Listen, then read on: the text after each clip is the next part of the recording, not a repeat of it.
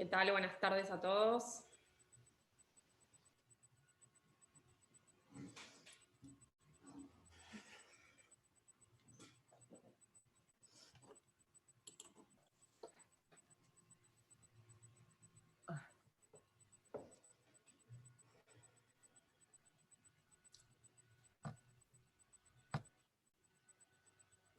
Bueno, buenas tardes. Creo que ahí están terminando de ingresar todos. Primero que nada, pido perdón por la demora. No sé qué inconveniente hubo desde la facultad. Bueno, todavía estamos en los primeros días de organización, así que supongo que esta primera semana va a ser un poquito complicado el tema de los ingresos, pero bueno, el horario de clases del que estaba intentando conectarme es a las 3 de la tarde. Bueno, cuestiones técnicas y operativas que van a suceder, sí, pero además está las disculpas del caso para todos los que estaban esperando desde temprano. Creo que ya estoy como esperadora, no sé si hay alguien del centro, creo que no. Cualquier cosa me avisan, chicos, si hay alguien del centro que tenga alguna cuestión que avisarme previo. Si no, vamos a dar inicio a la clase. Primero les voy a pedir dos cosas. Una, que pongan su nombre y apellido, ¿sí? De alguna manera es la forma que tenemos de corroborar las asistencias, ¿sí? A las clases. Y por otro lado, los invito a dos cosas. Una, que en la medida de lo posible, que se los permita su situación hogareña, que habiliten las cámaras, ¿sí? Y los invito también a que habiliten los micrófonos para hacer cualquier intervención que quieran, ¿sí? Más allá de que pueden hacer alguna consulta por medio del chat. Creo que tienen la opción de desactivarse el audio, ¿no? A ver, alguno si puede probar. A ver qué veo. Carlos. Hola. Hola, Carlos, ¿cómo estás? Bien. Bien. Bueno, los invito a que tengan el audio desactivado si quieren hacer una intervención o si están en silencio también, como para ir hablando. Bueno, nada, mi nombre es Paula Soulé, yo soy una de las docentes a cargo de que está en la materia desde hace algunos años. El año pasado no tuve oportunidad de tener muchas clases virtuales porque estuve con licencia por maternidad, así que esta dinámica también es un poco nueva para mí. Pero bueno, un poco lo que nos pasa a los docentes es que perdemos un poco el contacto con los alumnos y bueno, entendemos que por ahí muchos de ustedes no pueden estar con las cámaras prendidas porque por ahí están con sus hijos o con alguien, pero bueno, en la medida que puedan, traten de estar así, yo también los voy conociendo y siento que estoy hablando y que podemos tener una interacción, ¿sí? Así que esto queda dicho para todas las clases, ¿sí? Bueno, ahí me dijeron que están de oyentes, no hay ningún inconveniente en la medida que los hayan dejado de ingresar, si quieren quedarse de oyentes, no hay problema. Me hicieron ahí una pregunta por privado. Bien. Bueno, primero antes de iniciar el tema que me toca, quisiera hacerles unas consultas, básicamente saber, digamos, como para saber dónde estamos parados. Ustedes están ahora en primer año de la facultad, ¿verdad? O ya algunos, digamos, están afrontando el segundo año. Todavía no sé si tenemos algunos, digamos, alumnos que sean del plan anterior, digamos, antes la materia estaba ubicada en segundo año de la facultad. Todos son de primer año.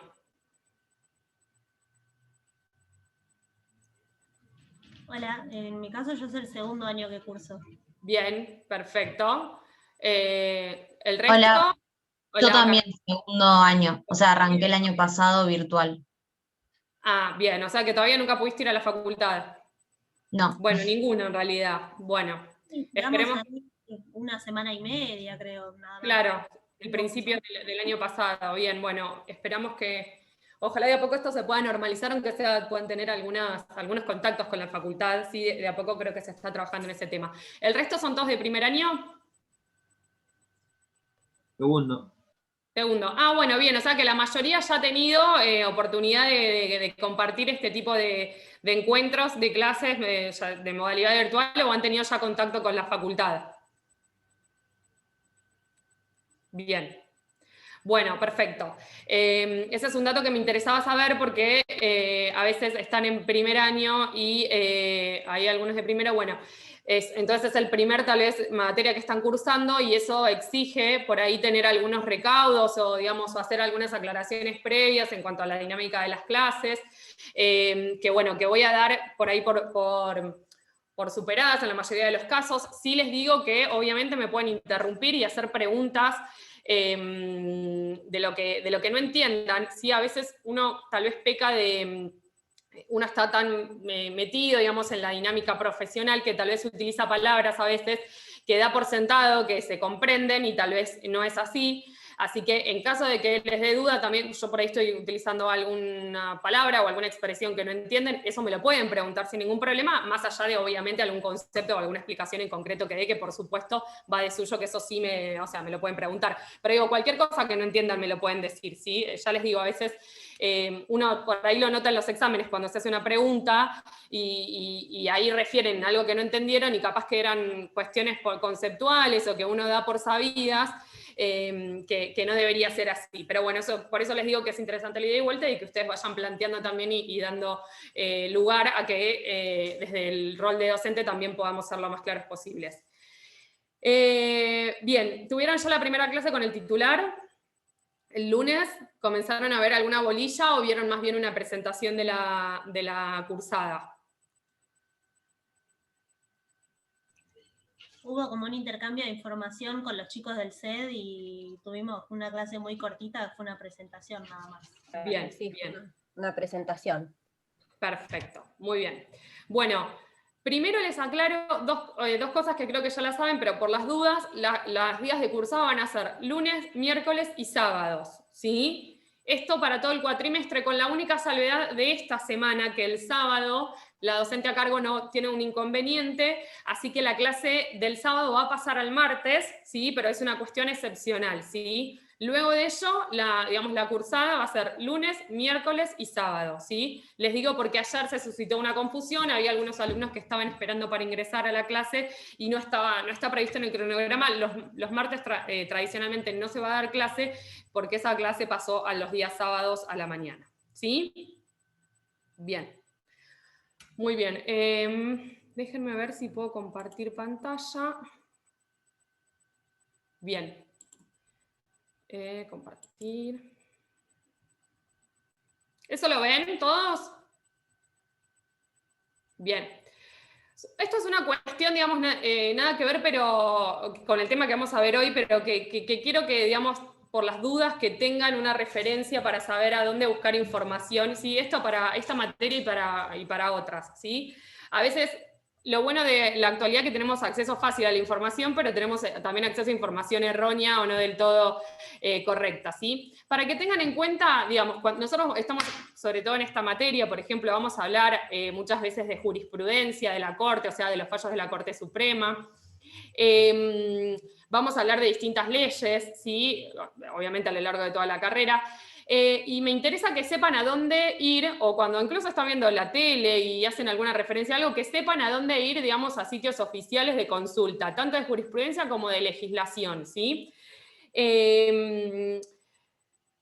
¿Por qué les digo? Lo que es consulta de legislación, ahí tienen distinguida lo que es legislación nacional, provincial o municipal, ¿sí? Lo interesante de estas páginas es que siempre, digamos, tienen la opción de buscar el texto original de la norma o el texto actualizado, es decir, con las modificaciones que ha ido teniendo a lo largo del tiempo, ¿sí? Y esto es importante para que lo sepan, porque obviamente las leyes muchas veces tienen modificaciones a lo largo de los años y podemos cometer el error de, si entramos en una página incorrecta o en una página que no está actualizada, de llevarnos, digamos, el contenido de la ley que está derogada, ¿sí? O sin las modificaciones pertinentes, ¿sí? Entonces, estas páginas son, sobre todo, Infoleg, en lo que es normativa nacional, ¿sí? Es la base de datos que se nutre de la normativa que sale del Congreso de la Nación, ¿sí? Entonces, sí, es lo más actualizado que vamos a tener y es una fuente fiable, ¿sí? De consulta de legislación. Para jurisprudencia, fallos de la Corte, tenemos la página oficial de la Corte Suprema de Justicia de la Nación, tenemos también jurisprudencia de la Suprema Corte, ¿sí? A nivel provincial, en la página que está ahí. también le sumé una página que es bastante interesante, que les puede servir también cuando estamos hablando, o cuando se hablan mucho de temas de actualidad, por ahí para no tener solamente la filtración que puede venir por los medios de comunicación sobre lo que dice un fallo.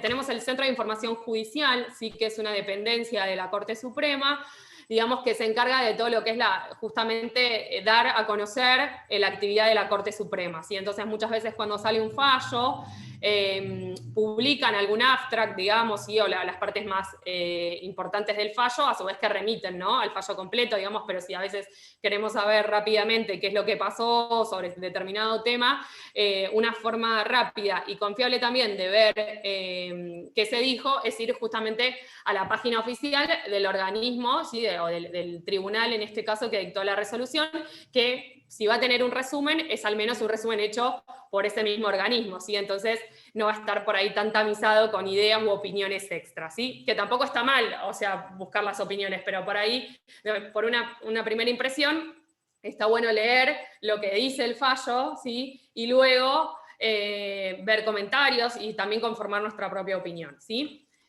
Y después acá le puse unos blogs, que estos sí son más relacionados específicas, o sea, eso que les dije les puede servir a futuro, digamos, y para cualquier materia, ¿no? Después blogs que son de constitucionalistas, ¿sí? Que tienen una actividad bastante elocuente e interesante con temas de actualidad, en materia constitucional o de filosofía, ¿sí?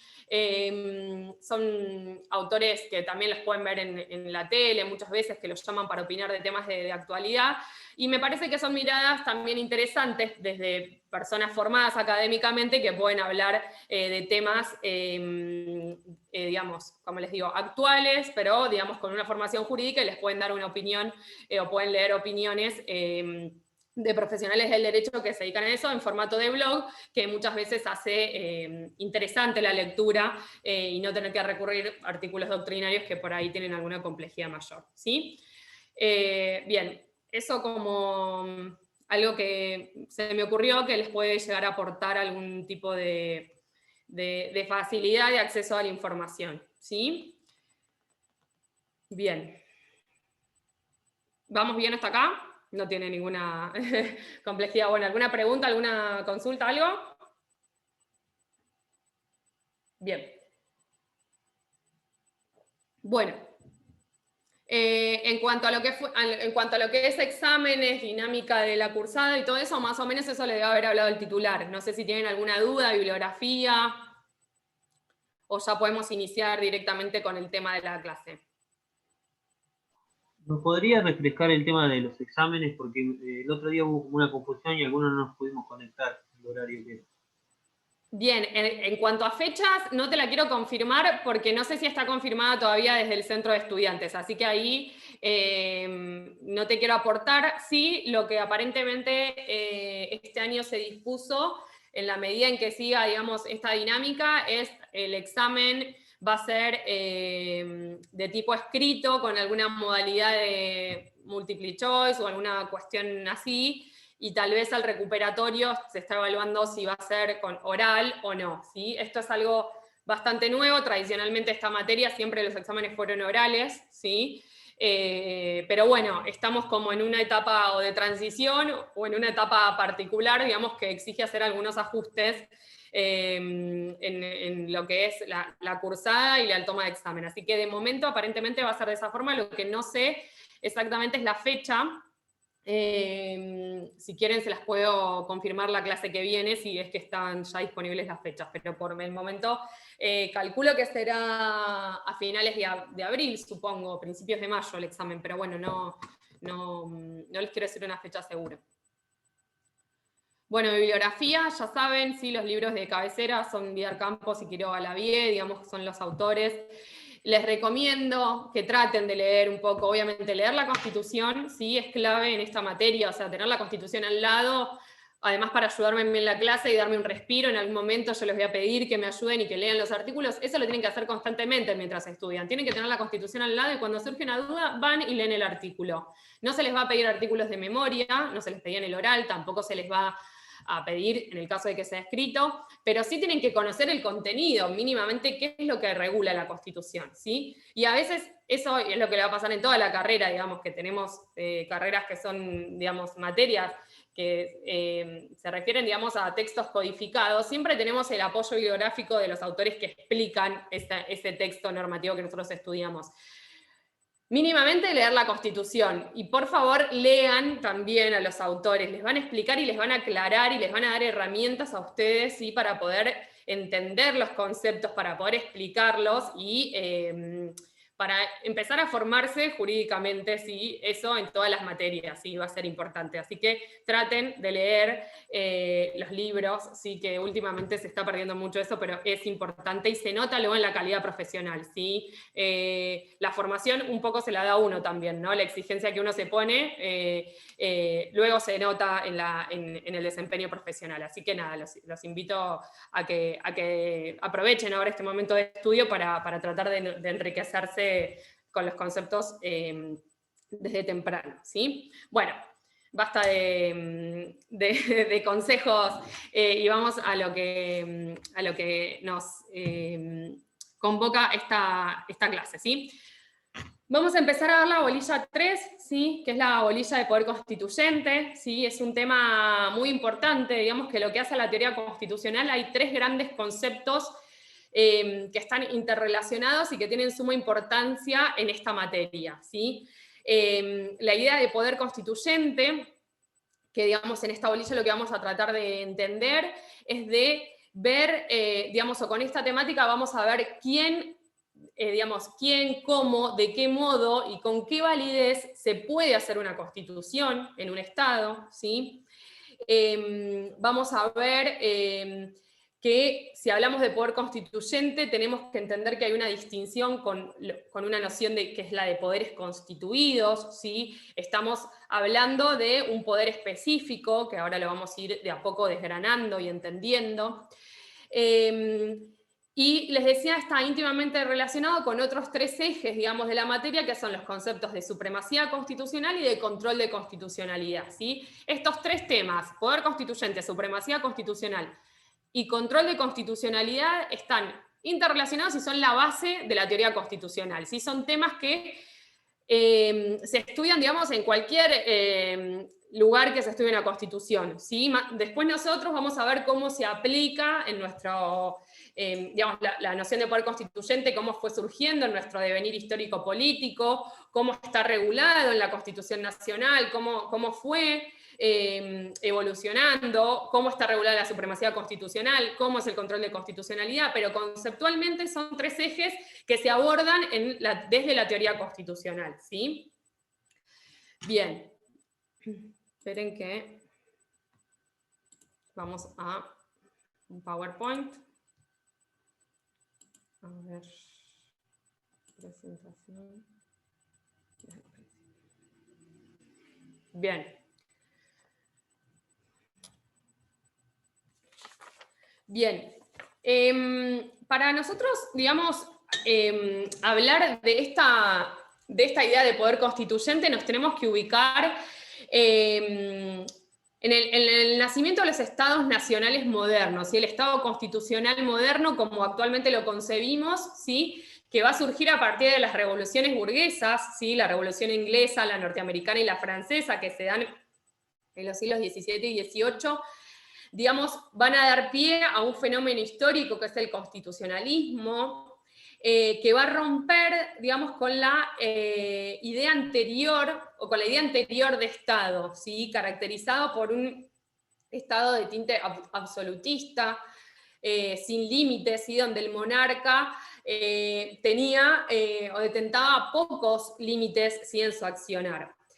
Justamente a partir entonces de este proceso histórico-político que se da hacia finales del siglo XVII y del XVIII, digamos, va a haber un cambio sustancial en la concepción del Estado y en las instituciones del Estado, y en los fines, ¿sí? Que este Estado va a tener. Y aparece el concepto de constitución o digamos las constituciones como documentos imprescindibles en la conformación de ese Estado, donde se van a encontrar los límites al poder, Y es ahí entonces también cuando vamos a empezar a concebir la idea de poder constituyente. Antes no era posible estas ideas, ni la idea de constitución, ni de poder constituyente, porque justamente si se podía considerar que había normas fundamentales, eran obra del monarca, que era un depositario de la voluntad de Dios, ¿sí? Pero no como idea de un proceso en que la comunidad o la sociedad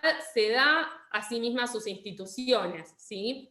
Entonces, para poder institucionalizar este Estado moderno, digamos, va a aparecer esta idea de poder constituyente, que da idea o da cuenta de esa idea de que la comunidad tiene la facultad para, digamos, organizarse políticamente, para proveer a su propia organización jurídico-política y de esa manera establecer una constitución. Si vemos, digamos, un análisis de estas dos nociones, o sea, cuando hablamos de poder constituyente estamos hablando de dos, digamos, dos conceptos que unidos dan fuerza a esta concepción. Siempre que hablamos de poder, estamos hablando de cierta capacidad, competencia o energía para cumplir determinado fin, ¿sí? Y digamos, esta constituyente, que es, digamos, una cualidad de ese poder, justamente nos da la noción de que es algo que constituye, ¿sí? O que estatuye, que implica, digamos, darse una constitución, ¿sí? Entonces, a ver si, esperen que voy a ver de qué forma puedo visualizarlos y no tapar el... Ahí está, que yo no sé si ustedes los tapo. Bien. De modo que cuando hablamos de esta noción lo que estamos haciendo referencia es a la facultad de acción, ¿sí? Como dice ahí el PowerPoint, la competencia o la capacidad que tiene el pueblo, que tiene una sociedad para promover a la organización política y jurídica del Estado mediante el dictado de una constitución, ¿sí? De una norma fundamental que va a establecer esa forma de organización. Y también hace referencia no solo a esa facultad de dictar una constitución, sino también a la atribución que tiene el pueblo para reformarla, es decir, para revisar ese documento básico a lo largo de los años, ¿sí? Y eventualmente analizar la posibilidad de una modificación total o parcial, luego de que la misma fue dictada, digamos, luego de que fue sancionada, ¿sí? Digamos, todos los autores clásicos van a hablar de este tema y cada uno, digamos, va a brindar distintas definiciones, ¿sí? Pero, digamos, todos van a hacer de una u otra manera referencia a estas atribuciones, digamos, o a estas características que estamos mencionando respecto al poder constituyente, ¿sí? Justamente Villar Campos es el que dice que es la competencia, capacidad o energía para construir una constitución o dar una constitución al Estado, ¿sí? Es decir, para organizarlo y establecer su estructura jurídico-política. Sagüez es otro autor, otro constitucionalista también muy conocido, que hace referencia, digamos, habla de dos aspectos del poder constituyente. Uno desde la función, que le dice poder-función, y otro desde la idea del órgano, ¿sí? O sea, digamos, refiere que el poder constituyente se refiere tanto al órgano que ejerce esa facultad, el que realiza, ¿sí? Esas atribuciones, ¿sí? O sea, cuando nos contestamos a la pregunta ¿quién ejerce esa función? Y al poder función, o sea, al poder constituyente como función, como atribución, como facultad o aptitud jurídica, política para establecer o para dictar una constitución, ¿sí? Hace esta doble distinción, no solo entonces a la función, a la competencia o a la atribución, sino que también nos referimos, cuando hablamos de poder constituyente, al órgano que desempeña o que lleva a cabo esa función constituyente. Quiroga-Lavie también, digamos, lo que hace referencia es digamos, lo define como una relación social de mando y obediencia por la cual la sociedad establece la distribución y modo de ejercicio monopólico, pero ilegítimo, de la fuerza en ella, es decir, el modo en que se va a ejercer el poder, ¿sí? una relación social, dice, de mando y obediencia, en el sentido de que no es una relación jurídica, ahora lo vamos a ir viendo cuando vayamos viendo cuáles son las características del poder constituyente. No es una relación jurídica porque aún no podemos hablar de un marco jurídico cuando hablamos de poder constituyente, especialmente cuando hablamos de poder constituyente originario, que ahora vamos a ver qué significa. O sea, no hablamos de una relación jurídica, sino una relación social que aún no se constituyó jurídicamente. Y de mando y obediencia porque vamos a determinar a quién debe obedecer en esta relación y en este establecimiento de pautas dentro de una organización política que es el Estado, ¿sí?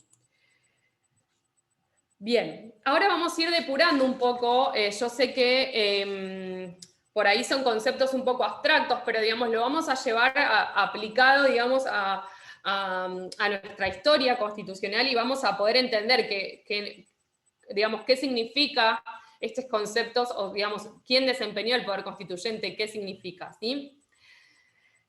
Primero, digamos, me interesa hacer algunas distinciones, ¿sí? De conceptos.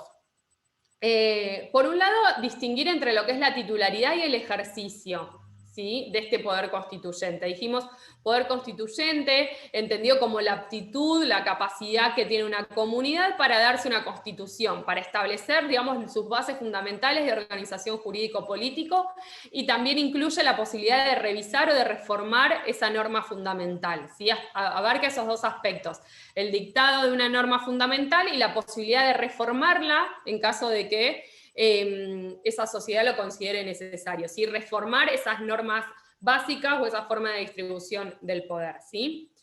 Cuando hablamos entonces de poder constituyente, tenemos que distinguir lo que es quién es el titular de ese poder y quién ejerce ese poder, ¿sí? Y aquí entonces vamos a distinguir estas nociones de que en realidad el titular, ¿sí? de ese poder es siempre el pueblo, ¿sí? Es la comunidad la que tiene esa potestad, ¿sí? Es la que va a decidir en forma libre cómo va a ser su existencia política y jurídica, ¿sí? De qué forma se va a organizar el poder. Por supuesto, digamos que estamos en el marco de democracias representativas. Lucas, ¿estás levantando la mano? No. No, bien.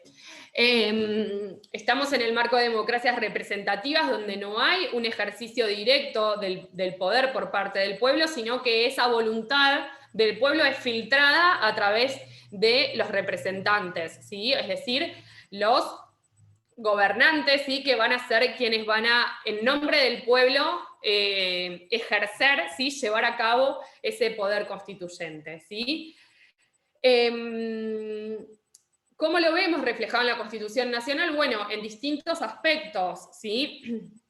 Cuando hablamos, o sea, el ejercicio del poder constituyente, la titularidad del poder constituyente en el pueblo, la vamos a ver desde el propio preámbulo, ¿sí? Cuando dice que los representantes son del pueblo de la nación, ¿sí? O sea, quienes están sancionando la Constitución son determinados representantes que representan justamente a la comunidad de la nación argentina, ¿sí? Es el pueblo quien se va a dar esa Constitución, a través de quién, de los representantes que se eligieron al efecto, ¿sí? Que envían a la ciudad de Santa Fe para el dictado de la Constitución, ¿sí? A los diputados que en ese momento se enviaron en representación del pueblo de cada una de las provincias, ¿sí?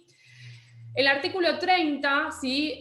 Van a ver que vamos a hacer referencia en esta bolilla todo el tiempo, porque el artículo 30 es medular en lo que hace al ejercicio, al poder constituyente derivado, ¿sí? Esta noción ahora la vamos a entender mejor, pero lo que hace a las reformas constitucionales.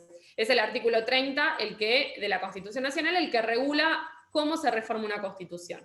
Bueno, aquí hace referencia, digamos, a que va a ser llevado a cabo, esto también lo vamos a ver con detenimiento, digamos, por una convención que se convoca al efecto, ¿sí? Obviamente, quienes van a participar en la elección de esa convención es también el pueblo, ¿sí? A través del sufragio, el que va a elegir a quiénes van a ser sus representantes en la convención constituyente que procederá, en su caso, a reformar una constitución, ¿sí?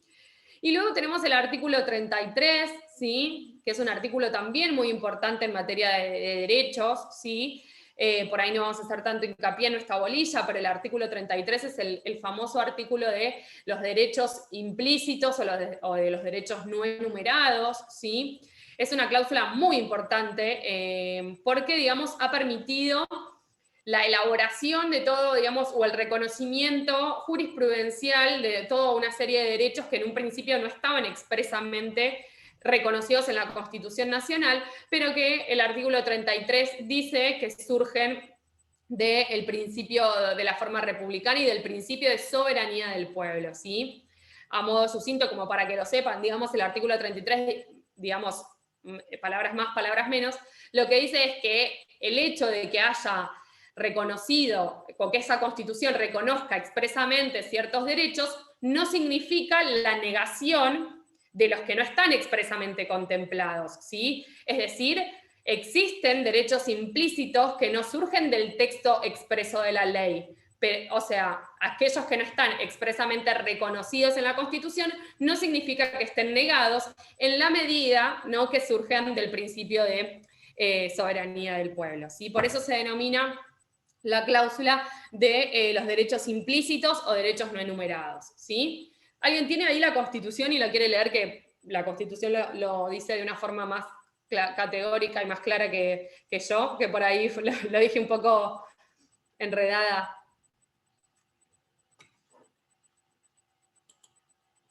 A ver, Carlos, ¿tenés la Constitución? ¿No? Carlos Santillán, que te veo ahí. No te escuchamos. Ahí está, Ahora. no podía activar el audio. El artículo 33. Sí.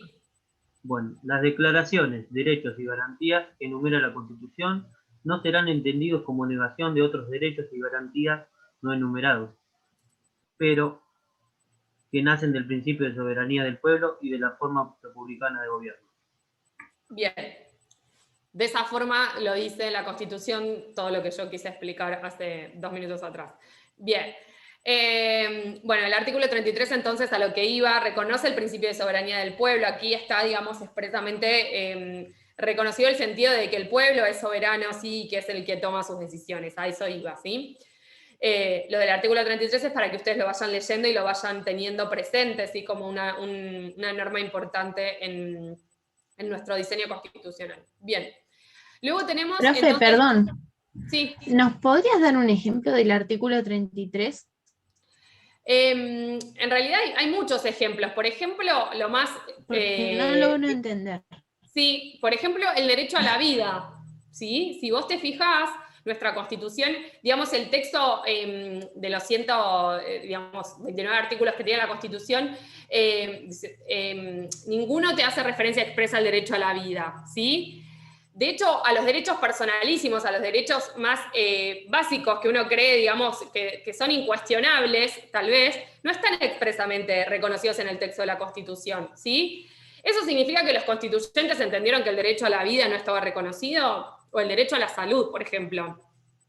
No, digamos, tal vez en el momento que se sancionó la Constitución parecía sobreabundante reconocer esa serie de derechos, ¿sí? Por el momento histórico en que se sanciona, sí se hizo hincapié en los derechos civiles o en los derechos políticos, y todavía no habían pasado las grandes atrocidades que trajo consigo, por ejemplo, las guerras mundiales, ¿sí? Donde se violaron los más elementales derechos humanos de las personas, ¿sí? Entonces, ahí se empezó a replantear, y por ahí los instrumentos internacionales que fueron surgiendo luego de la segunda posguerra comenzaron a hacer ese reconocimiento de los derechos personalísimos, ¿sí? Por ejemplo. Pero en el texto de la Constitución, o por ejemplo en el artículo 14, en el artículo 14 vamos a ver que no, que reconoce directamente otros derechos, pero digamos no está el derecho a la vida, ¿sí? Bien. ¿Qué quiere decir entonces? Los constituyentes no es que no lo reconocieron, sino que surge implícitamente del principio de soberanía del pueblo. Villar Campos dice en realidad surge implícitamente del principio de dignidad del hombre, ¿sí? Hubiera sido más correcto utilizar también esa frase. Bueno, así muchos y muchas veces utilizado la Corte este artículo para ampliar el reconocimiento de derechos, entendiendo que surgía implícitamente el artículo 33. Por ejemplo, el derecho al propio plan de vida, ¿sí? Cuando, por ejemplo, se reconoció el derecho a divorciarse, ¿sí? Que todavía no estaba reconocido en la ley, y digamos, tuvo que hacer una elaboración interpretativa, digamos, como para, digamos, y decir, bueno, hay un derecho a un propio plan de vida, de elección, digamos, que surge del artículo 33, ¿sí? Por ejemplo, ¿sí? Bien. Gracias. No, de nada. Bien, entonces, los representantes, ¿dónde vemos esta idea de que podemos distinguir entre titularidad y ejercicio? Bueno, los representantes, en lo que hace al Poder Constituyente, lo tenemos, digamos, plasmado en dos órganos, ¿sí? Vamos a ver que cuando hablamos de Poder Constituyente, y sobre, en realidad, de Poder Constituyente reformador o derivado, ¿sí? Vamos a hablar siempre de dos órganos, Congreso y Convención Constituyente, ¿sí? Que intervienen en la etapa de reforma de la Constitución, ¿sí? Y nuevamente también esta idea de representación como de ejercicio del poder como distinguido de la titularidad, lo tenemos en el preámbulo, en la misma frase, digamos, pero en la palabra anterior, habla de los representantes del pueblo, son los que dictan la Constitución, sancionan la Constitución, ¿sí? El artículo 22 de la Constitución Nacional, que también, digamos, que lo que hace justamente es reconocer, digamos, plasmar la forma representativa de gobierno, que ya obviamente igual también está estatuida en el artículo 1 de la Constitución Nacional, que dice que, digamos, se adopta la forma representativa y republicana de gobierno, y el artículo 30 sí que también hace justamente referencia a estos dos órganos, el Congreso y la Convención Constituyente, como los dos órganos que intervienen en el procedimiento de reforma de la Constitución Nacional, ¿sí? ¿Estamos hasta acá? Bien. Bueno, también tenemos que distinguir, digamos, y eso yo ya he estado introduciendo casi inevitablemente, estas nociones de distintos tipos, ¿sí? De poder constituyente, para poder entender, digamos, los conceptos, ¿sí?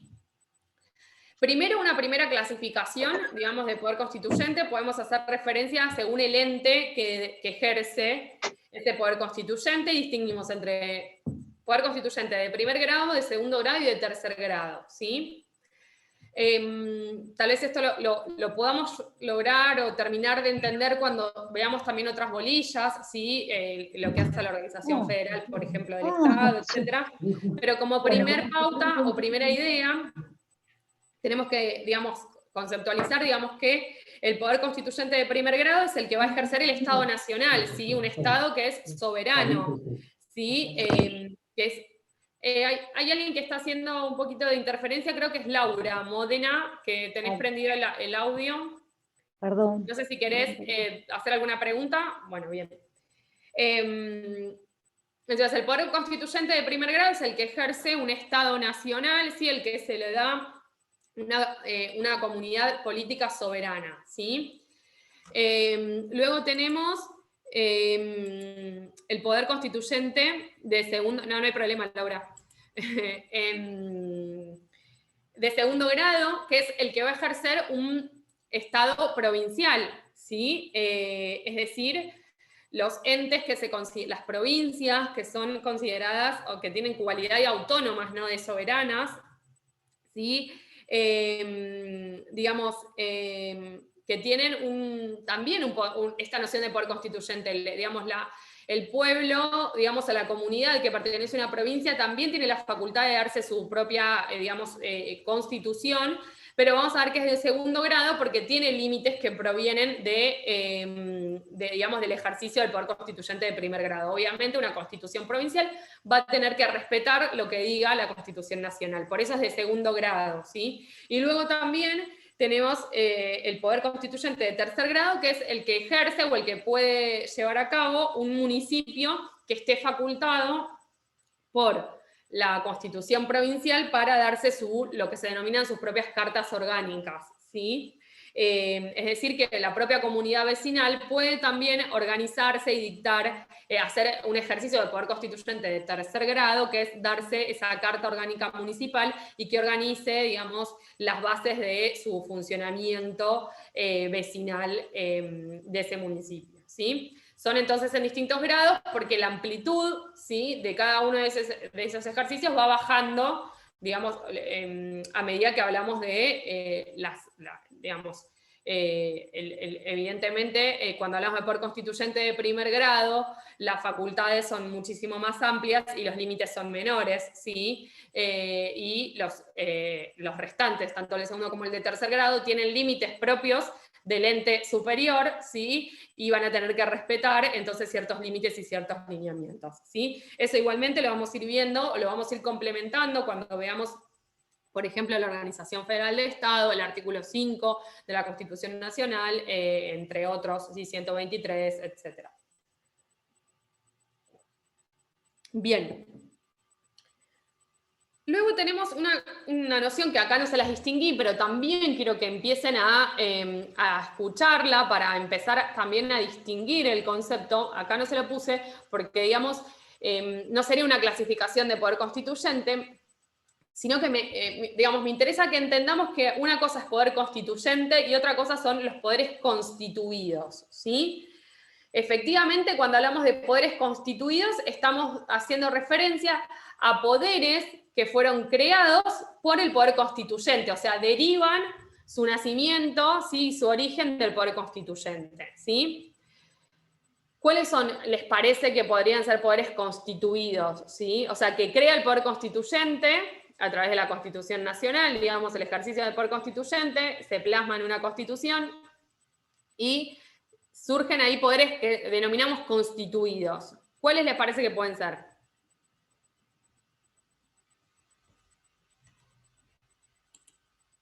A ver si veo. Exactamente, Carlos, los tres poderes, ¿sí? El poder legislativo, el poder ejecutivo y el poder judicial son poderes constituidos, ¿sí? Porque, digamos, los crea, ¿sí?, o derivan del poder constituyente, ¿sí? En la Constitución Nacional se distribuye el poder y se establecen los tres departamentos, ¿sí?, o las tres grandes funciones del Estado que van a estar a cargo de determinados poderes, ¿sí? Obviamente, la delimitación de esas funciones, etcétera, está establecido en la Constitución y tienen origen o derivan del poder constituyente, ¿sí? Entonces, no es lo mismo poder constituyente que poder constituido, son instancias, ¿sí?, diferentes.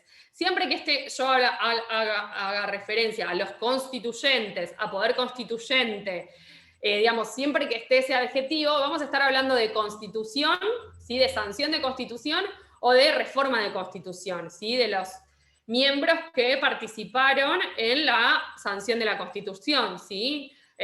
Yo muchas veces hago referencia a los constituyentes del año 53. ¿Quiénes son? Bueno, digamos, se le dice así a digamos, las personas que conformaron la Asamblea Constituyente, justamente, ¿sí? Vamos a ver que se llama Asamblea Constituyente o Convención Constituyente. Vean que este adjetivo, ¿sí?, esta cualidad de constituyente está siempre asociada entonces a lo que tiene que ver con la sanción o la reforma de la Constitución, ¿sí?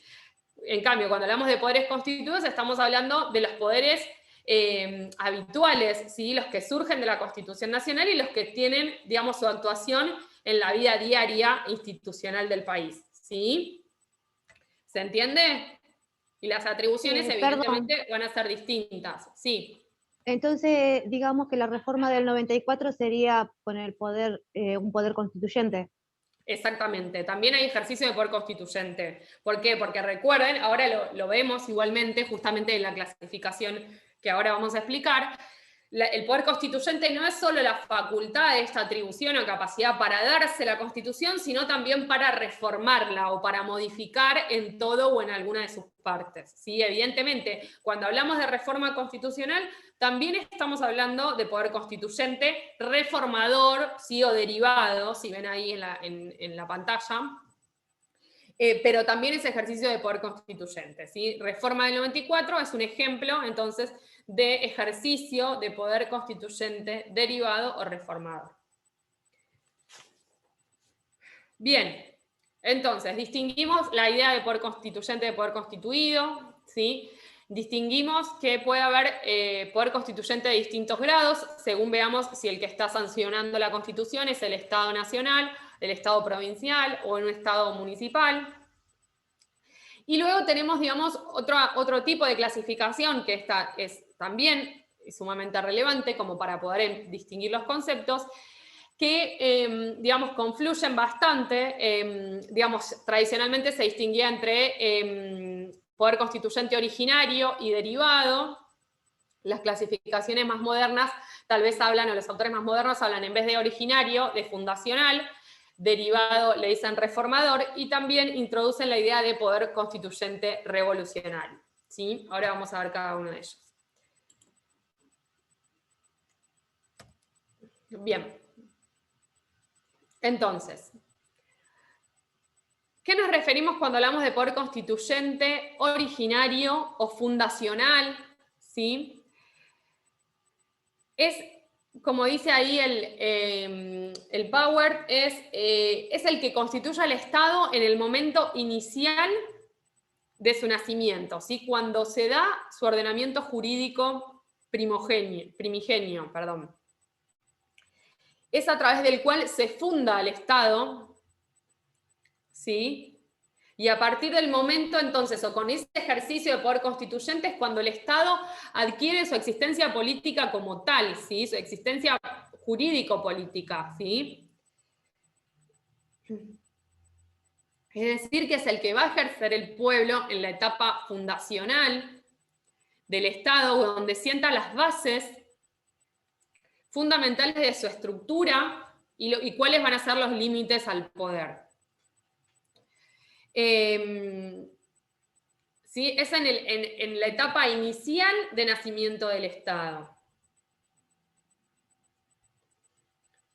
¿Cuándo se ejerció, siguiendo esta idea, el poder constituyente originario en nuestro país? ¿Qué les parece?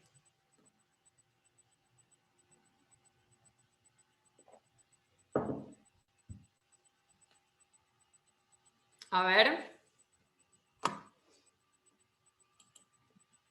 Exactamente, ¿sí? En el año 1853. ¿Sí? En el año 1853 es cuando se ejerce el poder constituyente originario. Es cuando el pueblo de la nación argentina sienta las bases organizacionales, jurídico-político y dicta su propia constitución, ¿sí?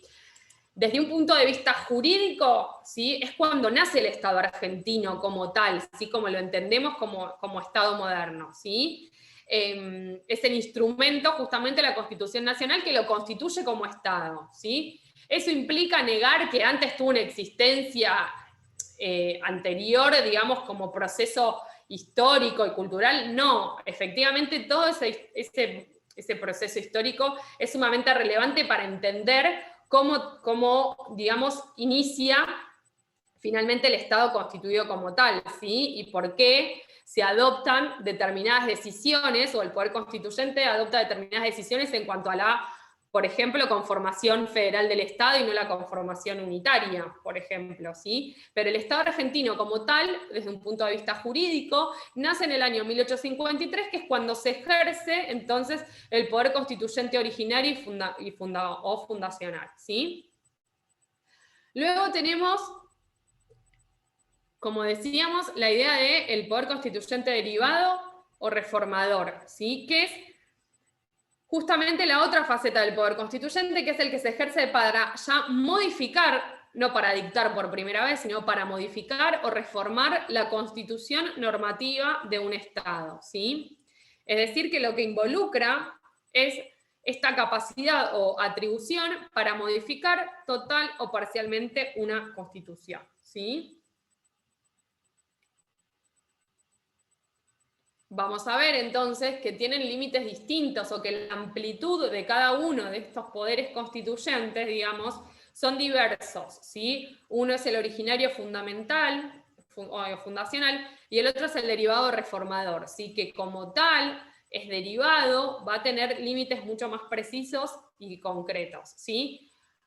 Hubo varios momentos en la historia en que se ejerció, en nuestra historia, en que se ejerció el poder constituyente derivado o reformador, ¿sí? Hubo varias constituciones, la última, como nombró Andrea, fue en el año 1994, ¿sí? Fue ejercicio entonces de poder constituyente, sí, no el originario, obviamente el Estado ya existía, ya nos habíamos dado las bases fundamentales de organización jurídico-político, pero sí reformamos el texto normativo de la Constitución, ¿sí? Y, digamos, verificamos y analizamos la posibilidad de reformarla y así lo hicimos, ¿sí?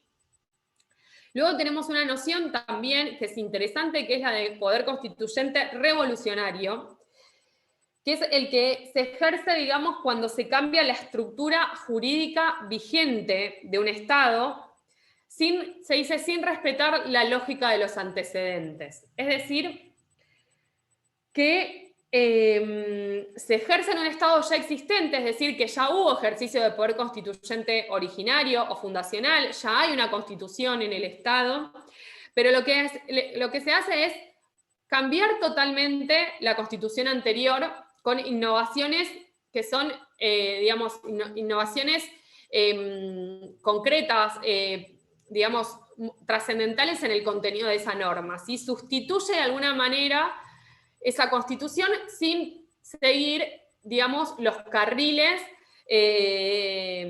estatuidos por esa propia norma fundamental para generar ese cambio, ¿sí? Es decir, que lo que estamos haciendo es apartándonos de las reglas y condiciones que estaban establecidas en el sistema constitucional vigente para eventualmente promover el cambio de constitución, ¿sí? ¿Cuál es el ejemplo más claro que tuvimos en nuestra historia constitucional? Los gobiernos de facto, ¿sí? Los gobiernos de facto, sin seguir las, digamos, obviamente las disposiciones normativas en cuanto a la organización del poder, en cuanto a la elección de autoridades, etcétera, etcétera, etcétera, implicaban entonces un ejercicio de poder constituyente revolucionario. Cambiaban sin respetar la lógica de los antecedentes, imponían una organización por fuera del texto constitucional y en muchos casos hasta sustituían el texto constitucional, ¿sí?, por otro. Puede haber también ejercicios, se puede considerar que hay ejercicio de poder constituyente revolucionario, por ejemplo, si hay una extralimitación en el accionar de la Convención Constituyente, que eso lo vamos a ver, hay algunos supuestos que son así. Profe, una pregunta sobre esto del caso de los golpes de Estado. O sea, de todas maneras sería un poder constituyente, aunque en el caso de los golpes de Estado no se estaría cumpliendo con que digamos, el titular de ese poder sea el pueblo, porque en realidad estaría siendo un grupo reducido de personas que por la fuerza... Exactamente, el que lo ejerce, el ejercicio de ese poder constituyente estaría siendo revolucionario, digamos. Es una forma de analizar cómo a veces esa atribución de organización, de darse las normas fundamentales, puede sufrir cambios, digamos, que no siguen la lógica de lo que es el poder constituyente, digamos, tradicional, el originario y el reformador. Hay en algunas ocasiones en que esas reglas cambian drásticamente sin seguir justamente las disposiciones normativas de la Constitución que dicen cómo debe reformarse la Constitución en caso de que se quiera, cómo se elige un presidente, cómo se dicta una ley, ¿sí? Digamos, hay muchas veces o en ciertas ocasiones que se ha hecho un ejercicio del poder constituyente que no puede encasillarse ni en lo que es el originario fundacional, porque el Estado ya estaba constituido, y tampoco era el reformador, porque no cumplió con las pautas que establecía la Constitución para su ejercicio.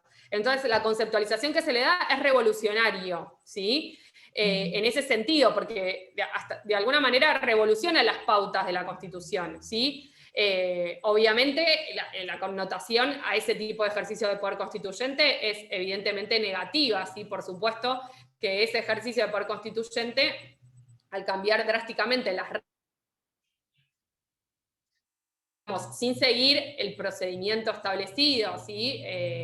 Pautado por la propia comunidad, que se dio sus propias normas básicas y estipuló una forma determinada para eventualmente cambiarlas, implica entonces trastocar ese poder constituyente, y por eso se dice, bueno, Hay ejercicio de poder constituyente, pero es de tinte revolucionario, ¿sí?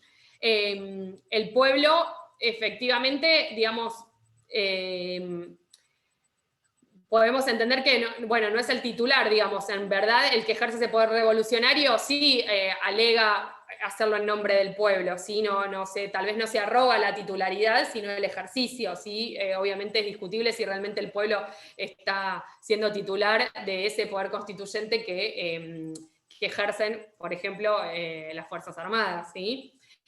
Pero digamos, de esta forma se lo califica, porque en verdad implica un cambio sustancial, implica modificar las bases institucionales en muchos aspectos, ¿sí? Pero no desde el punto de vista de un poder constituyente reformador, sino, digamos, desde una lógica revolucionaria, en el sentido entonces que no respeta en lo mínimo las pautas dadas por la propia comunidad. A ver, acá tenemos, ahora vamos a ver un poquito las cuestiones de 1819 a 1820, aguárdenme un segundito. El 22 se refiere a los casos de sedición, que es un delito. En el segundo párrafo, ahora después igual ingresamos en eso. Bien. Obviamente, entonces, de acá podemos dilucidar, digamos, que la amplitud de cada uno de estos poderes constituyentes va a ser distinta, ¿sí? Obviamente no es lo mismo la amplitud, ¿sí? O digamos, o los límites, o las atribuciones que van a haber en una etapa fundacional, ¿sí? Donde evidentemente hay menos límites, ¿sí? Que en una etapa posterior, porque justamente en la etapa posterior o de ejercicio del poder constituyente derivado, tenemos el antecedente, que es el ejercicio del poder constituyente originario, que ya nos dio ciertas pautas, ¿sí? Por eso, bueno, muchos autores hablan de cuáles son los caracteres del poder constituyente fundacional. Bueno, es supremo en el sentido de que no depende de un poder superior, ¿sí? Porque, digamos, al constituir el sistema jurídico político, va a tener una legitimidad de origen y de ejercicio. Es ilimitado esto, vamos a ver que es ilimitado desde un punto de vista jurídico, eso no implica que no tenga otro tipo de límites, ¿sí? Pero digamos, no hay una norma jurídica anterior que lo condicione, ¿sí? Que le imponga límites. Sí puede estar limitado como relación social, ahora igualmente lo vemos más comparativamente. Se dice que es extraordinario porque justamente no es algo habitual el ejercicio de poder constituyente originario, ¿sí? No en todos los periodos históricos se ejerce, ¿sí? Se lleva a cabo este poder constituyente, sino justamente en el periodo fundacional de un Estado, ¿sí? Nosotros lo ubicamos en el año 1853, les hago esta aclaración, 1853/1860, ¿sí? Hay algunos autores que hablan de un ciclo de poder constituyente, ahora igualmente lo aclaramos un poquito. Y en general se dice que es único e indivisible, ¿sí? Es decir, es una potestad concentrada que tiene el pueblo de dictar la Constitución en un momento determinado, que se hace por única vez, ¿sí? Y que dicta su normativa constitucional para ese Estado y, digamos, con una proyección de futuro, ¿sí?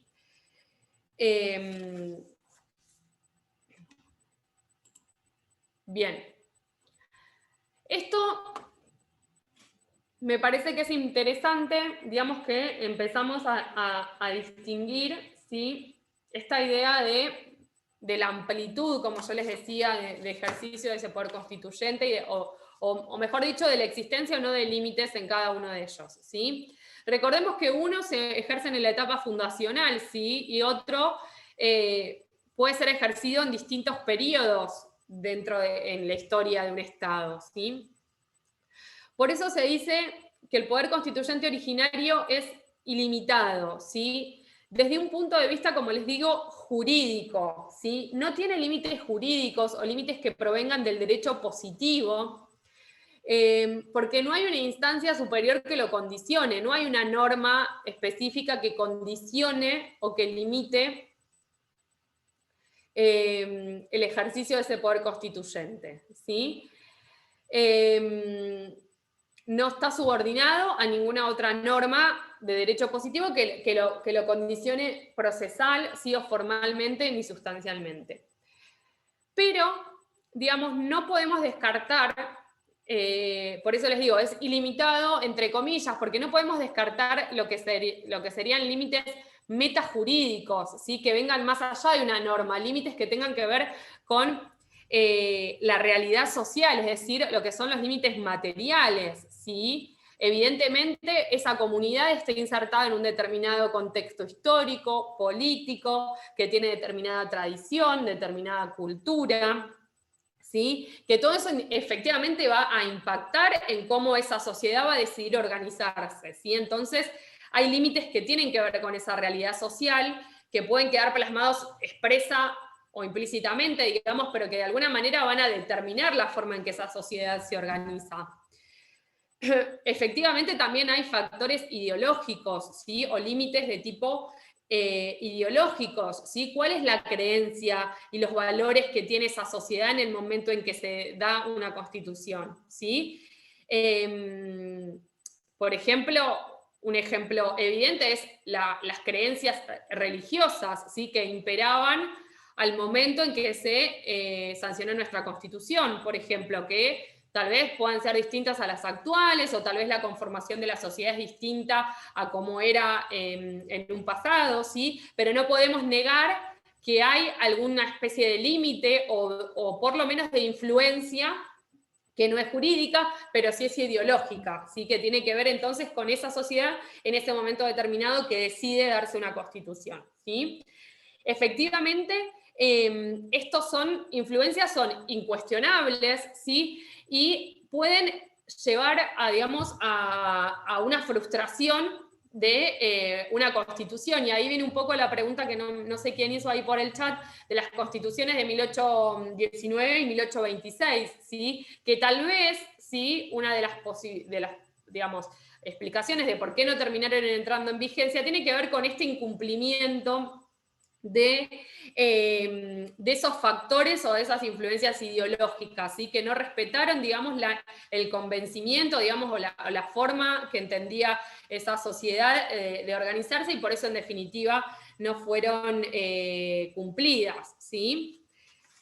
Luego también tenemos lo que son, por ejemplo, que Vidar Campos llama como límites de alguna manera externos o heterónomos, dice, que tiene que ver con lo que es, por ejemplo, el derecho internacional, ¿sí? Que por ahí no subordina a la Constitución, no es que, digamos, que esté por encima del poder constituyente originario, pero que evidentemente sus contenidos se filtran, digamos, colateralmente, ¿sí? De alguna manera, digamos, por el costado terminan entrando. No es un límite de tipo jurídico, pero se dice, bueno, esos contenidos que surgen del derecho internacional se filtran y de alguna manera entonces también terminan impactando en esa constitución que se termina dando aún en la etapa fundacional, ¿sí? Bien, y rápidamente, porque ya es la hora, chicos, para cortar, se me hizo muy corta la clase. El poder constituyente, entonces, derivado, que es entonces el que se ejerce en una reforma constitucional, tiene límites tanto jurídicos como metajurídicos, ¿sí? Los metajurídicos son los mismos, obviamente, estos que estuvimos diciendo siempre afectan y siempre se filtran y siempre impactan en el ejercicio del poder constituyente. Pero, digamos, vamos a tener una serie de límites jurídicos que van a surgir del propio texto de la Constitución Nacional, ¿sí?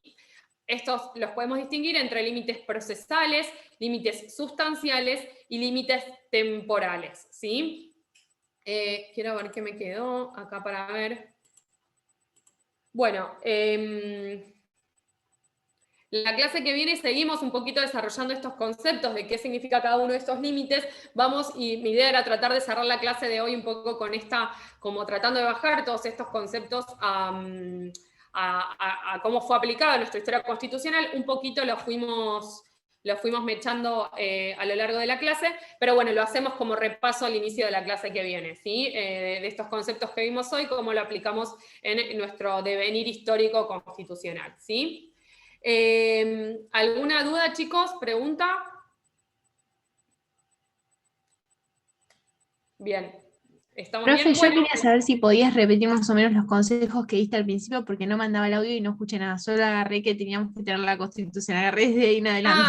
bueno, no, básicamente, si te referís, digamos, después de que les di las páginas esas para que tengan de ayuda, no, leer la Constitución mínimo, pero, digamos, cada vez que leen o que yo hago referencia van a ver, como yo les hice recién, bueno, a ver, les nombro un artículo, bueno, a ver qué dice el artículo. Yo se las puedo explicar, pero a ver, bueno, leámoslo.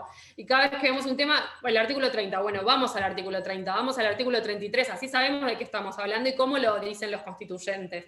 Pero más allá de eso es insuficiente porque, digamos, terminamos quedándonos con, a veces necesitamos explicaciones obviamente más acabadas de cada uno de los temas y para eso están los manuales que son fundamentales, ¿sí? Y además en materias como derecho constitucional, que son, obviamente, siempre todos los profesores van a decir esto, pero digamos, a ver, constitucional es medio una base de todas las materias, entonces entenderla bien en su amplitud, y por ejemplo con autores como Vidar Campos que son súper claros, Quiroga Lavie es por ahí tiene mayor complejidad, también es sumamente interesante, digamos, pero que tengan la habitualidad, como consejo les doy, de recurrir a los textos que les van a servir de explicación y que traten de evitar las guías o traten de, digamos, de nutrirse, digamos, de los autores que son tradicionales, que son clásicos y que les van a servir para poder entender los conceptos, ¿sí?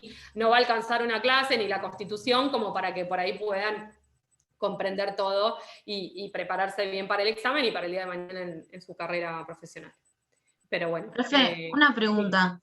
¿De Vidar Campos es algún libro en particular? Porque yo encontré varios en la página del Centro de Estudiantes, encontré Compendio de Derecho Constitucional y Manual de la Constitución Reformada. El manual es lo ideal, Okay. está bien explicado todos los temas, son el tomo 1 y el tomo 3 de Vidar Campos. El 2 creo que es el de Derechos Humanos que les va a servir para la otra materia, ¿sí? O el tomo 1 y 2 es Vidar Campos, siempre se me confundan, porque tengo el tratado, yo no tengo el manual, entonces el compendio es mucho más resumido, ¿sí? Los temas están mucho más escuetos. También algunas dudas las pueden consultar ahí, por supuesto, ¿sí? Pero bueno, no tienen el desarrollo que tiene el manual. Bien, bueno chicos, ¿alguna duda? Bueno, igualmente el miércoles que viene nos vemos, vamos a seguir con este tema, así que cualquier cosa lo seguimos discutiendo en la próxima clase, ¿les parece? Bárbaro. Bueno, Gracias. hasta Buenas luego. tardes. Muchas No, gracias. de nada, hasta luego chicos.